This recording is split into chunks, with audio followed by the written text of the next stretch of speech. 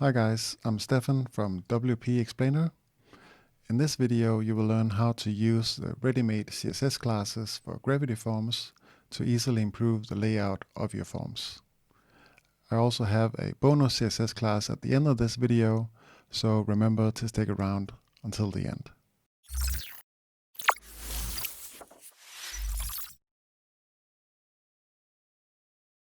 We will start with a basic form where there's been paid no real attention to the form structure. Here's what it looks like right now before any styling has been done. Let's begin using our CSS classes to tidy up the form design. To align the first and last name side by side, we'll add a class to each of them. We'll do this by opening up the field and clicking Appearance. Now add the CSS class named GF left half for the first name, and then add the CSS class named GF right half for the last name. Let's also make sure the email address field is large so it fills the entire width. Now they've become good friends aligned next to each other. You can't view the effect of your CSS classes here in the editor, so click Preview to check that everything is in order. To view your form with the themes styling, you need to add it to a page and view it there. Next we have our radio buttons, which we can align in either 2, 3, 4 or even 5 columns using GF list 2 col or GF list 3 col and so forth. This works on both radio and checkbox lists. Next we can align our 3 birthday drop-downs side by side as well.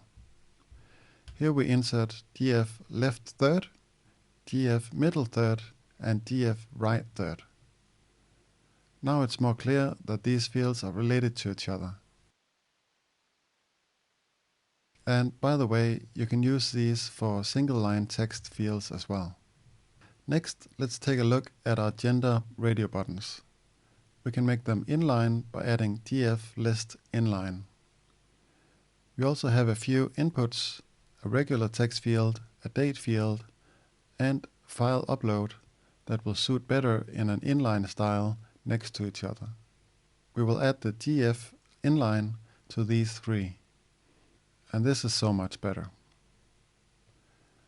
Lastly, we have our long terms and conditions text. We can add the CSS class GF scroll text to make it scrollable and save space. As a bonus, I have a last CSS class for you, which gives you the option to make horizontal forms. This is best for short forms, like a newsletter sign-up with a couple of name fields and an email address. To simplify this form, I recommend hiding the label and adding the descriptive text instead as a placeholder inside the fields. Instead of adding our class for a specific field, let's instead go to Form Settings and add the class there. Add the class here under Form Layout. Now let's check the form again. As you see, the form is almost entirely perfect. We just need to adjust the button slightly. I'll open the inspection tool by right-clicking and clicking Inspect.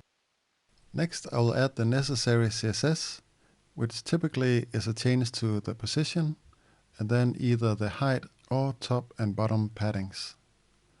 First we add position relative, and then top followed by a pixel number.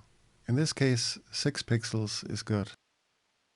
Then I click Computed to see the existing paddings. Then I also add this padding, and in this case I need to decrease it.